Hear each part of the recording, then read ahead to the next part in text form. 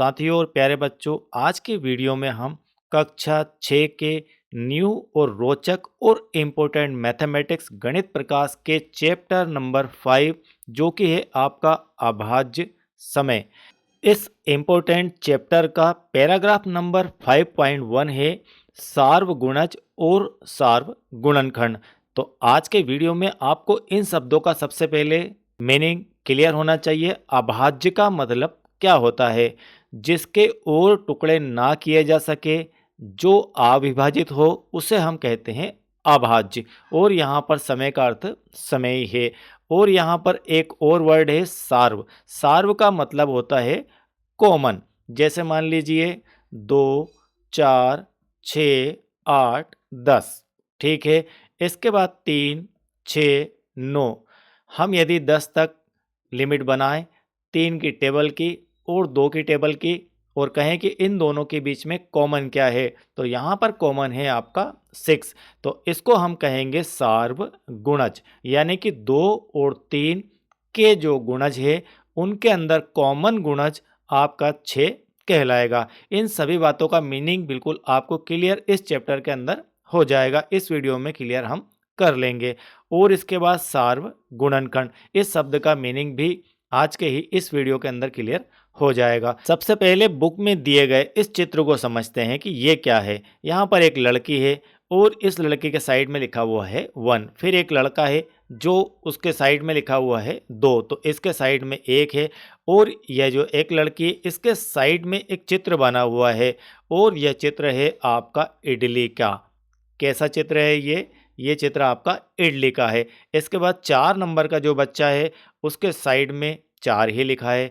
5 number का जो बच्चा है उसके साइड में यहाँ पर लिखा हुआ है, चित्र बना हुआ है वड़ा का, तो ये वड़ा है। इसके बाद 6 नंबर इस प्रकार से है।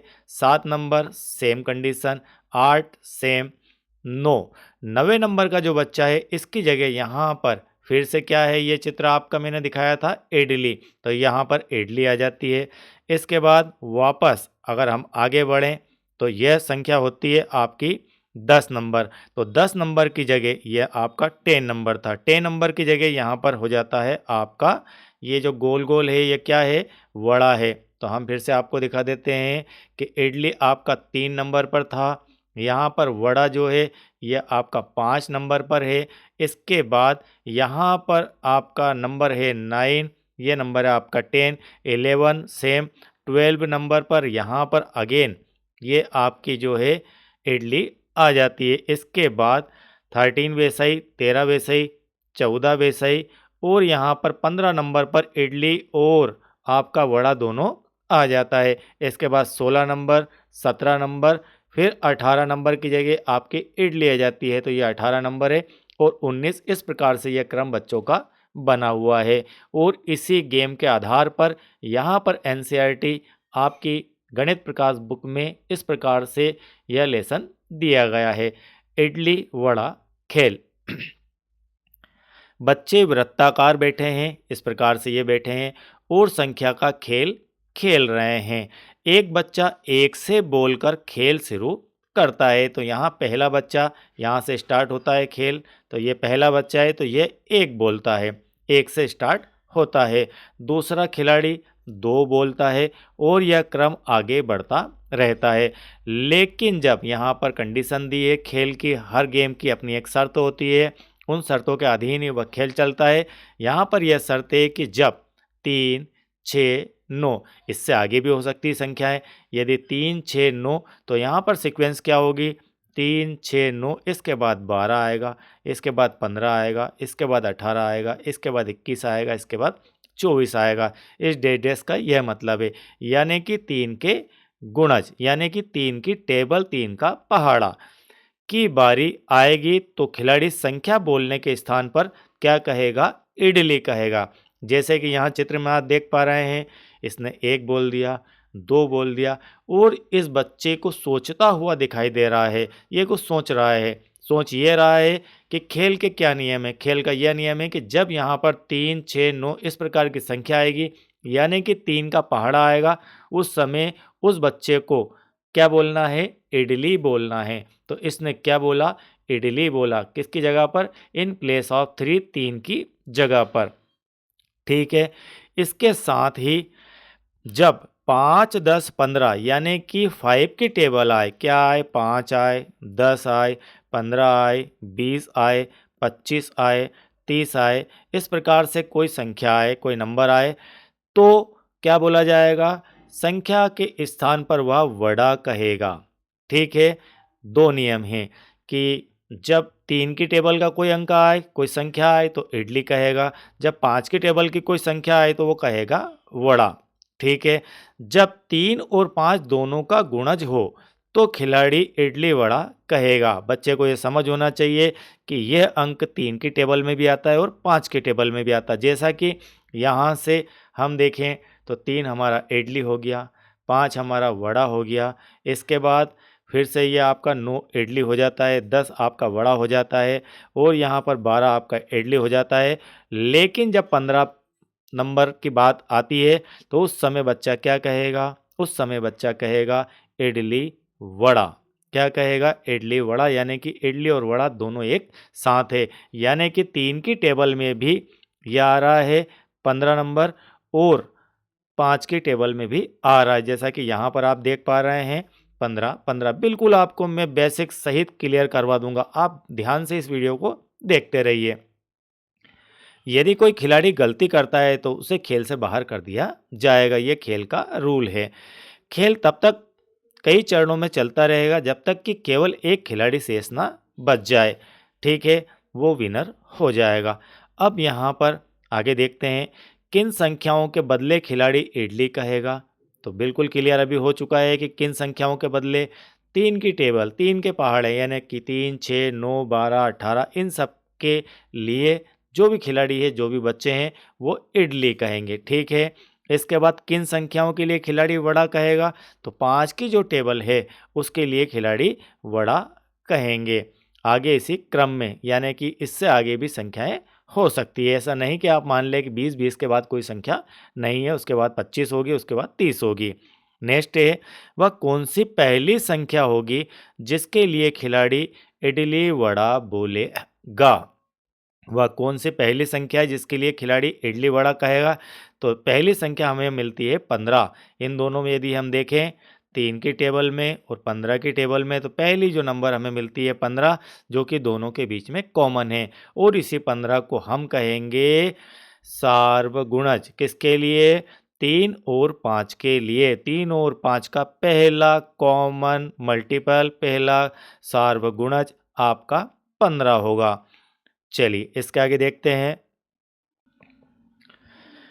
तो वह संख्या आपकी 15 है जो 3 और 5 दोनों का गुणज है। ऐसी और संख्याएं ज्ञात कीजिए जो 3 और 5 की गुणज है और ये संख्याएं हैं।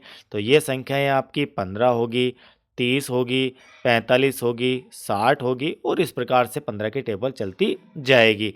चलिए इसके बाद आपको यहाँ पर आइए पता लगाएं करके दिया गया है। इसके अंदर हम सब कुछ क्लियर यहाँ पर कर लेते हैं।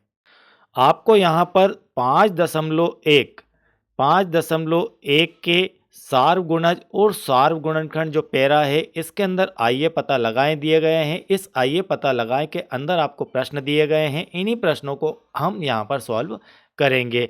किस संख्या पर, क्वेश्चन नंबर 1 है, किस संख्या पर 10वीं बार इडली वड़ा कहा जाएगा? अब ये किस संदर्भ में कहा जा रहा है क्वेश्चन? आपने जो अभी 5.1 पैरा पढ़ा उस पैरा के अनुसार यह क्वेश्चन बना हुआ है। तो 10वीं बार आपका इडली वड़ा कब बोला जाएगा, यह पता लगाने के लिए हमें उन नंबरों को पहचानना है। 3 और 5 दोनों के गुणज है।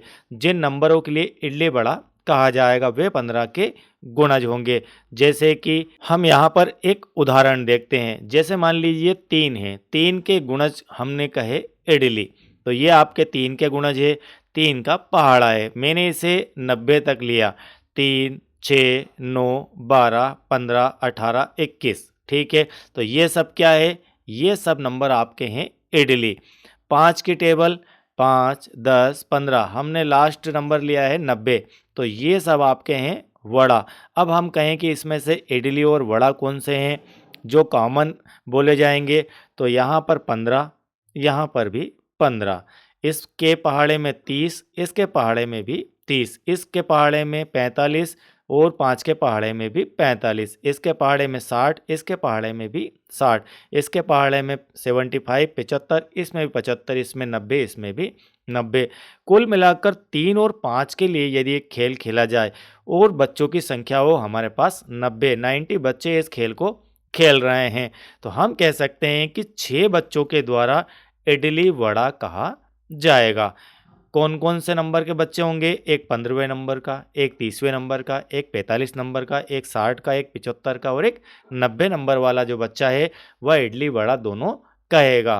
ठीक है, और इडली कहने वाले बच्चे आपके ये हैं, वड़ा कहने वाले ये हैं और दोनों कहने वाले ये हैं। ठीक है, कुल मिलाकर 6 बच्चे आपके यहाँ पर इडली वड़ा दोनों कहेंगे। ओके, इसके आधार पर भी आपको क्वेश्चन आएंगे। पहले हम जो क्वेश्चन था उसको समझ लेते हैं।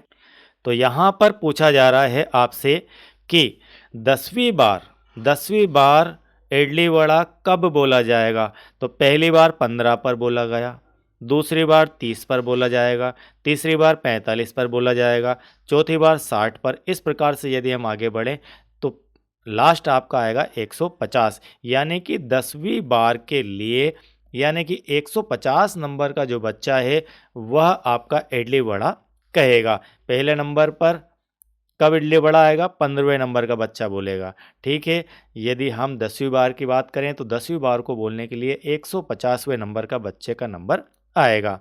चलिए, इसके बाद प्रश्न नंबर 2, यदि खेल 1 से 90 तक की संख्याओं के लिए खेला जा रहा है तो ज्ञात कीजिए। 1 से 90 तक की संख्या के लिए खेला जा रहा है तो क्या ज्ञात करना है कि बच्चा कितनी बार इडली कहेगा, बच्चा कितनी बार वड़ा कहेगा और बच्चा कितनी बार इडली और वड़ा दोनों कहेगा। तो आपको मैंने अभी जस्ट दिखाया था ये वाला, इसी से आंसर देख लेते हैं कि बच्चा इडली कितनी बार कहेगा। तो यहाँ से आप इसे काउंट करें तो आपको यह नंबर मिलेंगे 30। कितनी बार कहेगा? 30 बार 90 तक के लिए बच्चा इडली कहेगा। और वड़ा की बात करें तो यहाँ पर आपका 90 में आप 5 का भाग लगा दीजिए या फिर इन सबको आप काउंट भी कर सकते हैं। तो 18 पंजे 90, कुल मिलाकर 18 बार वड़ा कहा जाएगा 90 तक में, 90 तक की संख्या में। यदि क्रम से बच्चे बैठे हैं 1 से लेकर आपके 90 तक के, तो इडली कहने वाले जो संख्या है वह 30 बच्चे कहेंगे। 3 नंबर वाला कहेगा, 6 वाला कहेगा, 9 वाला कहेगा, 12 वाला कहेगा, 15 वाला कहेगा, 18 वाला कहेगा।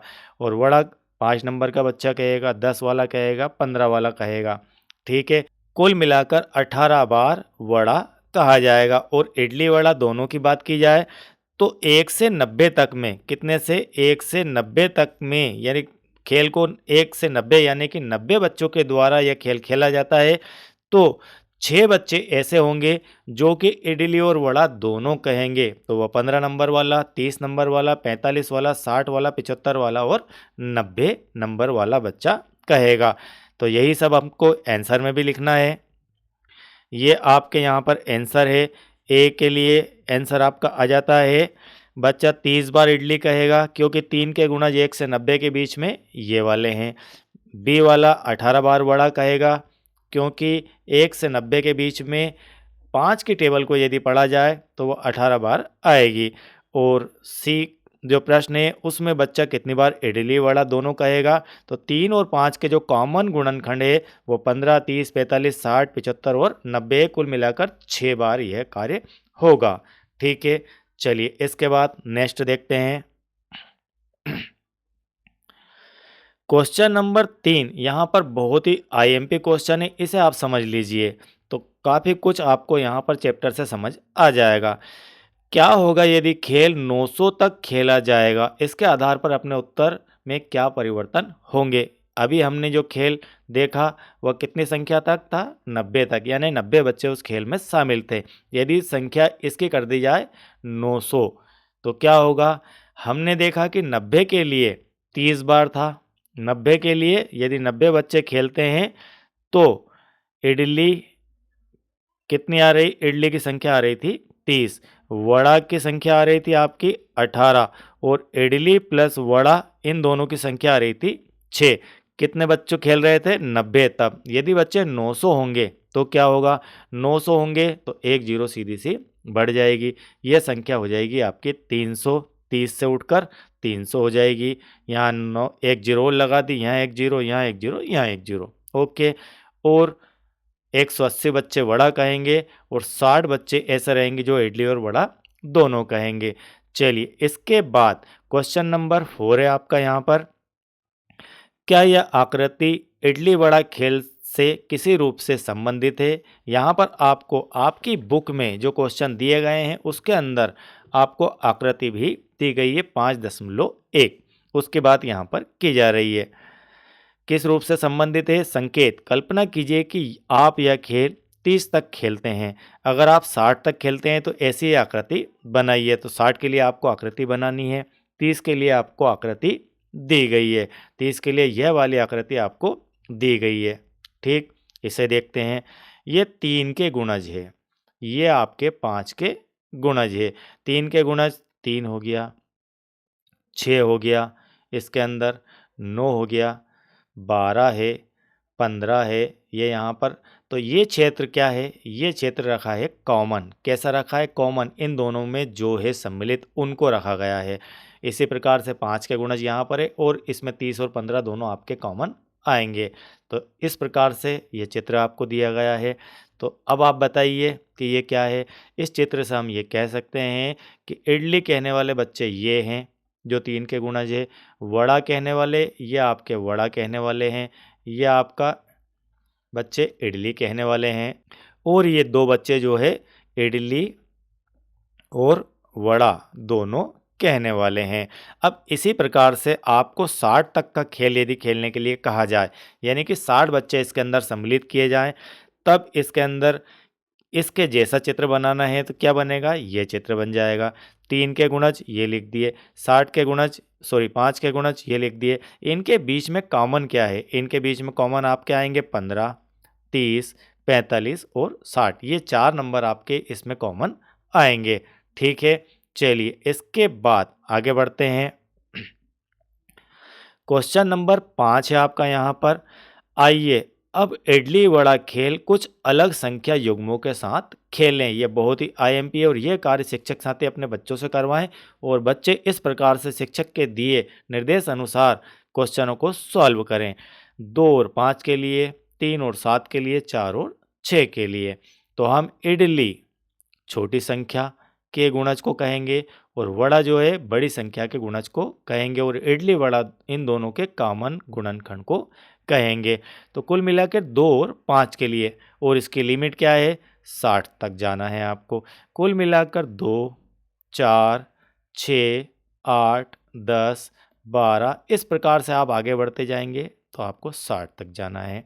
और 5 की टेबल लें, 5, 10, 15, 20, 25, 30 और इसे भी आपको 60 तक लेकर जाना है। कुल मिलाकर 5-5 बढ़ाते जाइए। ऐसा नहीं कि 50 के बाद में आपकी टेबल खत्म हो जाती, 50 के बाद 55 आएगा और फिर 60 आएगा। और 2 की टेबल में आप 20, 22, 24 इस प्रकार से लिखेंगे। यदि आप इनको चित्र के माध्यम से बताना चाहें तो 2 के जो गुणज है वो आपके इडली और 5 के गुणज है वो है वड़ा। तो इनके बीच में कॉमन क्या क्या मिलेगा? इन दोनों के बीच में सार्व क्या शब्द है? ये शब्द आपको सीखना है, सार्व गुणज। ठीक है, सार्व गुणज। सार्व गुणज से अर्थ है कि इन दोनों के बीच का कॉमन गुणज। इनको हम कहेंगे 2 का गुणज, इसको हम कहेंगे 5 का गुणज। तो 2 के गुणज और 5 के गुणज में क्या क्या सार्व गुणज मिला? एक मिलेगा 10, एक मिलेगा 20, एक मिलेगा 30, फिर मिलेगा 40, फिर मिलेगा 50 और फिर मिलेगा 60। इतने आपको सार्व गुणज मिल जाएंगे, जिसे हम कहेंगे 2 और 5 के उभयनिष्ठ गुणज या फिर 2 और 5 के सार्व गुणज। ठीक है, चलिए इसी प्रकार से 3 और 7 के लिए। तो 3 और 7 के लिए आंसर कुछ इस प्रकार से हो जाएगा आपका। 3 के गुणज ये वाले हैं, 7 के गुणज ये वाले हैं। इन दोनों को यदि हम देखें इनके गुणज में तो आपका 21 और 42, ये दोनों कौन कौन सी संख्या 21 और 42 इन दोनों के पहाड़े में आपको कॉमन देखने को मिलेगी। हम 3 की टेबल लिखेंगे, 7 की टेबल लिखेंगे, फिर उन दोनों के बीच में कॉमन देखेंगे तो आपको एक 21 मिलेगा और एक 42 मिलेगा। कुल मिलाकर 21 की जो टेबल है वह कॉमन मिलती जाएगी। इसी प्रकार से आपका सी वाला है 4 और 6 के लिए, तो 4 और 6 के लिए 4 की टेबल आपने यहाँ पर लिख दी, 5 का पहाड़ा ये लिख दिया। अब इन दोनों के बीच में कॉमन क्या है, लिखना कैसे है पहले ये देख लो आप। 4 4 की टेबल में आप 4 लिखेंगे, 8 लिखेंगे, 16 लिखेंगे। यहाँ पहले आप लिख लेंगे इस प्रकार से 4 दूना 8, 4 तिया 12, 4 चौक 16, 4 पंजे 20। इस प्रकार से लिखते लिखते 60 तक जाएंगे। और 6 का पहाड़ा लिखेंगे 6 12, 6 तिया 18, 6 चौको 24, 6 पंजे 30। इस प्रकार से 60 तक जाएंगे। फिर इनके बीच में कॉमन देखेंगे कि ये 12 है, तो अब आप सीधे सीधे 12 को यहाँ पर रख लेंगे। फिर इसके बाद आपको 24 देखने को मिलेगा। ठीक है, 20 के बाद यहाँ 24 आएगा तो ये 24 आपका कॉमन हो जाएगा, उसको भी आप यहाँ पर रख लेंगे। अगला आपको 36 मिलेगा, फिर 48 मिलेगा, 60 मिलेगा। तो ये 4 और 6 के उभयनिष्ठ गुणज हैं। यानी कि आप बिल्कुल क्लियर समझ गए होंगे कि उभयनिष्ठ क्या होता है और गुणज क्या होता है। हम सीधे सीधे टेबल या पहाड़ा उस संख्या का उससे कहेंगे गुणज, और उनके बीच में जो कॉमन है एक जैसी संख्याएं हैं उनको कहेंगे उभयनिष्ठ या फिर सार्व। ठीक है, उसे कहेंगे सार्व। तो इस प्रकार से ये आज का आपका 5.1 पैरा पूरी तरह से कंप्लीट होता है। आई होप कि यह बिल्कुल आपको क्लियर समझ में आ गया होगा। और यदि आप चैनल के साथ नए हैं, इसी प्रकार से इस गणित प्रकाश को बेहतर से बेहतर सीखना चाहते हैं, कॉन्सेप्ट समझना चाहते हैं, तो आप यदि चैनल को अब तक सब्सक्राइब नहीं किए हैं तो चैनल को सब्सक्राइब कीजिए। वीडियो बेहतर लगता है तो लाइक कीजिए और अपने इष्ट मित्रों को इस चैनल को सजेस्ट करना ना भूलें। Thank you very much.